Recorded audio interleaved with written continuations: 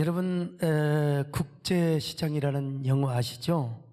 국제시장의 영화는 부산의 국제시장을 소개한 후에 흥남철수 장면으로 시작합니다. 거센 눈보라가 몰아치는 흥남부두에 한 남자가 수많은 인파를 헤치며 아내와 자녀들을 데리고 배를 타려고 달려갑니다. 그때 아버지 어머니는 짐꾸러미를 짊어진 데다가 어린 갓난아이들을 등에 업고 배에 오릅니다. 그리고 큰아들 덕수는 여동생 막순이 손을 잡고 배에 오릅니다. 그런데 여러분들이 기억하시다시피 배에 올라가던 중에 여동생 막순이가 밑으로 떨어져 버리고 말지요. 아들은 아버지에게 엉엉 울면서 막순이가 떨어져 버렸다고 말을 합니다. 그러자 아버지는 딸을 구하기 위해 다시 배 밑으로 내려갑니다. 이것이 아버지의 마음 아닙니까? 그리고 내려가기 전에 어린 아들에게 이렇게 말을 합니다. 아들아, 울지 말고 명심하거라. 마음 단단히 먹어야 한다. 아버지가 없으면 이제부터 네가 가장이다. 가장은 어떠한 경우에도 가족이 우선이다. 이제부터 네가 가장이다. 엄마와 동생들을 꼭 지켜내야 된다. 이렇게 아들에게 신신당부를 하고는 아버지는 딸을 구하기 위해 다시 내려갑니다. 근데 아버지가 내려가고 나서 얼마 되지 않아 그만 배가 떠나가버리고 맙니다. 어린 아들은 아버지, 아버지 울면서 악을 쓰며 아버지를 불러보지만 그렇게 아들은 아버지와 여동생과 생이별을 해버리고 맙니다. 바로 이것이 우리 대한민국의 아픔의 역사입니다. 지금도 그 아픔의 흔적이 삼천리 방방곡곡에 서려 있습니다. 그 아픔의 흔적은 아마 문재인 대통령의 가슴 속에서도 남아 있을 것입니다. 오죽하면 현인 선생님께서는 이 흥남철수의 이 작전의 서러움을 오히려 역설적인 분위기로 이 노래를 불렀습니다. 너무나 슬픈 노래인데도 불구하고 전혀 슬프지 않는 곡조로 노래를 불렀는데 여러분 그 노래 뭔지 아시죠? 굳세어라 금수나. 세월이 흘렀습니다. 그래서 그 꼬마는 성인이 되어서 아버지의 당부를 지킵니다. 어떻게든지 가족을 지키기 위해서 독일 광부로도 가고 월남 전쟁에도 참전을 하며 온갖 희생을 합니다. 그 주인공 황정민 덕수가 월남에 가서 우리 남진 장로님을 만나게 됐죠. 그의 삶은 마치 대한민국 근현대사의 산증인으로서의 아픔과 애환을 보여주었습니다. 그는 부산국제시장에서 꽃분이네 집 가게를 끝까지 지키며, 왜 아버지가 거기서 만나자고 있거든요. 행여라도 아버지와 여동생이 찾아올까 기다립니다. 그러던 중 언제부턴가 남북 이산가족 찾기 운동이 시작됩니다. 그래서 그는 그 모든 일상을 뒤로하고 여의도를 쏟아지며 아버지와 여동생 찾기 위하여 시간에 모든 올인을 합니다. 그러나 아무리 찾고 또 찾아도 아버지 이름을 100번이고 1000번이고 불러도 아버지는 나타나지 않습니다. 그러던 어느 날 미국 LA에서 방송국으로 연락이 왔습니다. 미국의 한 여자가 오빠를 찾는다는 것입니다. 그런데 그 여자는 어린 시절 미국으로 입양이 되어서 한국말을 못하는 것입니다. 그래서 통역을 통해서 대화를 하는데 아직은 서로를 잘 몰라보는 거예요. 그러자 오빠는 여동생 귀 밑에 검은 사마귀가 있다고 이야기를 합니다. 그러자 그 여자는 곧바로 그녀 귀 밑에 있는 검은 점을 보여줘요. 그 모습을 보고 오빠는 오열하기 시작합니다. 게다가 여동생이 흥남부두에서 헤어질 때 입었던 옷을 보여줘요. 게다가 그 여동생이 우니까 오빠는 그 옷이 동생 옷이 맞다고 하면서 울음을 터뜨리는 것이 아니겠습니까? 그러자 계속 영어로 이야기를 하던 여자는 화면에 나오는 남자가 자기 오빠라는 사실이 확신이 들자 어린 시절에 했던 한국말을 떠듬떠듬 하는 거예요. 막순아, 여기 운동장 아니다. 막순아, 여기 운동장 아니다. 그 말은 흥남부두에서 오빠가 자기에게 해주었던 말이거든요. 정신 똑바로 붙들어 매고 오빠 손을 잡아야 한다고. 그 모습을 보고 오빠는 더 이상 말을 못하고 계속해서 여러분 울어댑니다. 여동생은 오빠 그때 왜 나를 버리고 갔어요? 오빠 왜 나를 버렸어요? 라고 울면서 물어봐도 오빠는 그냥 울기만 합니다. 그때 상황 얼마든지 설명해 줄 수 있잖아요. 근데 덕수는 여동생에게 미안하다, 미안하다. 여러분, 황정민 씨가 연기도 잘했지만 대한민국 국민이라면 그 장면을 보고 다 울지 않을 수가 없었을 것입니다. 저도 그 장면에서 얼마나 많이 손수건을 적셨는지 모릅니다. 바로 귀 밑에 점과 헤어질 때 간직했던 그때 찢겨졌던 옷 조각, 그 흔적이 동생과 오빠를 그냥 알아보게 했던 것입니다. 혈육을 찾는데 흔적이 이렇게 중요했던 것이죠. 흔적 때문에 잊혀졌던 혈육과 혈육이 서로를 알아보게 되었던 것입니다. 흔적이라고 하는 것이 이렇게 중요한 거였어요. 네, 오늘 본문에서 사도 바울은 예수 그리스도의 흔적에 대해서 이렇게 말씀하고 있습니다. 갈라디아 6장 17절입니다. 시작.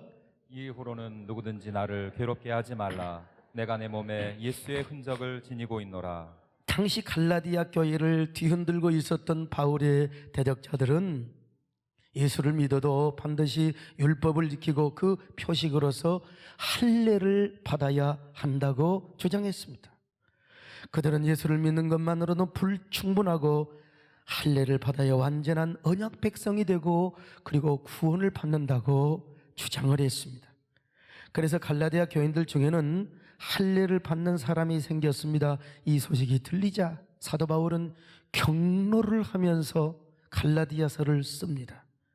그들이 예수님의 복음을 믿지 않고 다시 율법으로 돌아가면 율법의 저주 아래로 돌아가는 것이라고 책망을 합니다.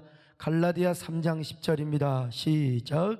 무릇 율법 행위에 속한 자들은 저주 아래에 있나니 기록된 바 누구든지 율법책에 기록된 대로 모든 일을 항상 행하지 아니하는 자는 저주 아래에 있는 자라 하였음이라. 그뿐 아니라 할례를 받는 것은 육체의 사람으로 돌아가는 것이라고 말합니다. 그래서 예수님의 구속의 복음이나 십자가의 은혜를 자랑하지 않고 이제 자기 육체를 자랑하게 될 것이라고 설파를 하고 있습니다. 갈라디아 6장 13절입니다. 시작. 할례를 받은 그들이라도 스스로 율법은 지키지 아니하고 너희에게 할례를 받게 하려 하는 것은 그들이 너희의 육체로 자랑하려 함이라. 그러나 그는 할례 대신에 자기 몸에 있는 예수 그리스도의 흔적을 자랑하겠다는 것입니다. 바울의 대적자들이 육체의 할례를 자랑한다면 자신은 자기 몸의 흔적으로 낙인처럼 찍혀있는 예수 그리스도의 흔적을 자랑하겠다는 것이죠. 갈라디아 6장 17절입니다. 시작. 이후로는 누구든지 나를 괴롭게 하지 말라. 내가 내 몸에 예수의 흔적을 지니고 있노라. 그러면 여기서 흔적이라는 말은 헬라어로 스티크마타라고 합니다. 낙인이라는 뜻인데요, 로마나 그리스에서 자기 소유물이라는 것을 표시하기 위해서 주인이 물건이나 어떤 짐승의 몸에다가 새빨갛게 달궈진 인두로 불도장을 찍는 것을 스티크마타라고 했어요. 근데 이 불도장은 물건이나 사물에만 찍지 않았습니다. 전쟁에서 포로로 잡혀온 노예들의 몸에도 찍었습니다. 아니, 노예 노릇을 하다가 도망가서 잡혀온 노예들은 특별히 얼굴에 불도장을 찍어버렸어요. 얼굴에다가. 바로 이것을 뭐라고 하느냐? 스티크마타, 낙인 혹은 흔적이라고 했습니다. 그러므로 이 말은 당시로서는 아주 불명예스럽고 수치스러운 단어였습니다. 그러나 사도 바울은 이 단어를 아주 영광스러운 단어로 바꾸었습니다. 이 스티그마타라는 말을 예수님과 연결을 시켜요. 그래서 자기 몸에 예수의 흔적이 있다는 것입니다. 자기야말로 예수님으로 낙인이 찍혀져 있다는 것입니다. 내 몸에 예수의 흔적을 가졌노라. 갈라디아 6장 17절입니다. 시작. 이후로는 누구든지 나를 괴롭게 하지 말라. 내가 내 몸에 예수의 흔적을 지니고 있노라. 예수의 흔적을 지니고 있노라. 그러면 바울이 지녔던 예수님의 흔적이란 무엇을 말할까요? 크게 두 가지로 설명을 할 수 있는데요. 첫째로 자기 자신이 오직 예수 그리스도에게만 속하였다는 의미입니다. 그는 예수님을 구주로 모셨을 뿐만 아니라 그리스도와 함께 십자가에 못 박힌 사람이거든요. 그 유명한 말씀 여러분 다 아시잖아요. 갈라디아 2장 20절의 말씀을 자 같이 한번 합독합니다. 시작. 내가 그리스도와 함께 십자가에 못 박혔나니 그런즉 이제는 내가 사는 것이 아니요 오직 내 안에 그리스도께서 사시는 것이라. 여러분 그리스도와 함께 십자가에 못 박혔어요. 그러므로 바울에게는 십자가에 못 박힌 흔적이 있다는 거예요. 따라서 사도 바울의 몸에 십자가의 낙인이 찍혀 있단 말은 자기야말로 오직 주님 것이라는 것이죠. 주님의 이 불도장, 주님의 흔적을 가진 사람으로서 그는 그리스도에게 속한 종이요 소유요 노예라는 것입니다. 그래서 그는 항상 자신을 예수 그리스도의 종이라고 고백을 하였습니다. 로마서 1장 1절입니다. 시작. 예수 그리스도의 종 바울은 사도로 부르심을 받아 하나님의 복음을 위하여 택정함을 입었으니. 여기 예수 그리스도의 종 바울은 빌립보서 1장 1절도 마찬가지입니다. 시작. 그리스도 예수의 종 바울과 디모데는 그리스도 예수 안에서 빌립보에 사는 모든 성도와 또한 감독들과 집사들에게 편지하노니. 여러분 사도 바울은 자기가 예수님의 종이라는 사실을 자랑하고 있어요. 당시 종의 신분은 언제나 주인에게 속해 있었습니다. 주인의 소유물이었고 재산이었어요. 그러므로 종이란 주인이 없으면 자기도 존재할 수가 없어요. 주인이 있어야 종도 존재할 수 있어요.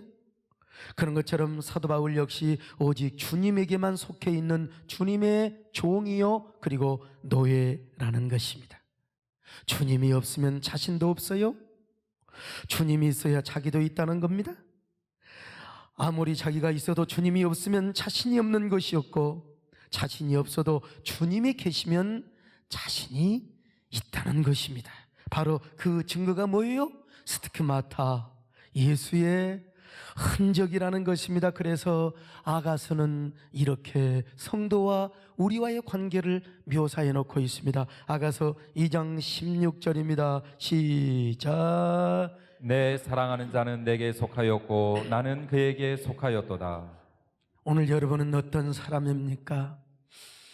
여러분에게도 그 흔적이 과연 있습니까? 그 흔적이 여러분의 몸에 얼마나 새겨져 있습니까? 얼마나 여러분은 예수님께 속해 있습니까?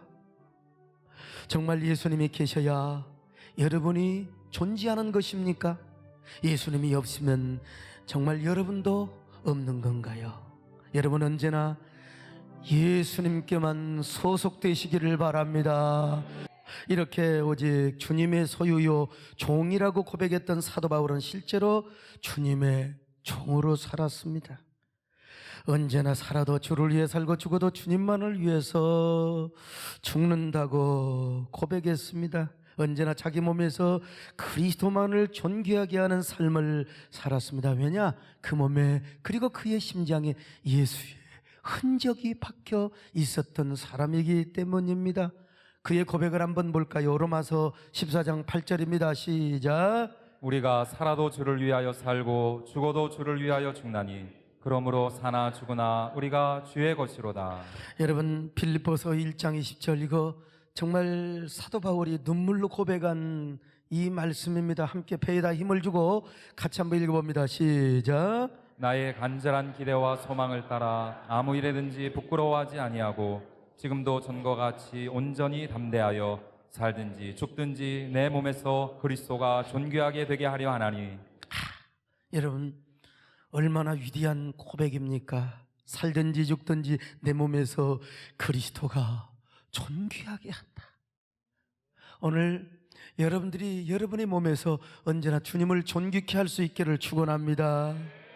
과연 여러분은 어떤 사람인가 한번 생각해 보세요. 정말로 주님께 속해서 주님을 위해 사는 사람입니까? 살아도 주를 위해 살고 죽어도 주를 위해 사는 사람입니까? 정말 여러분의 몸을 통해서 예수 그리스도만을 존귀하게 여기는 삶을 사십니까?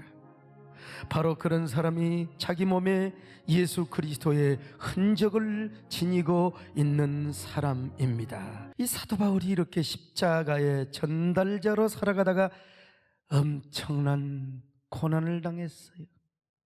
말할 수 없는 고난. 그는 그 고난을 고린도후서 11장에서 그냥 개략적으로 일일이 다 할 수는 없고 개략적으로 이렇게 설명을 하고 있습니다. 참 눈물 없이는 읽을 수 없는 그의 고백입니다. 고린도후서 11장 23절로 27절 같이 읽습니다. 시작.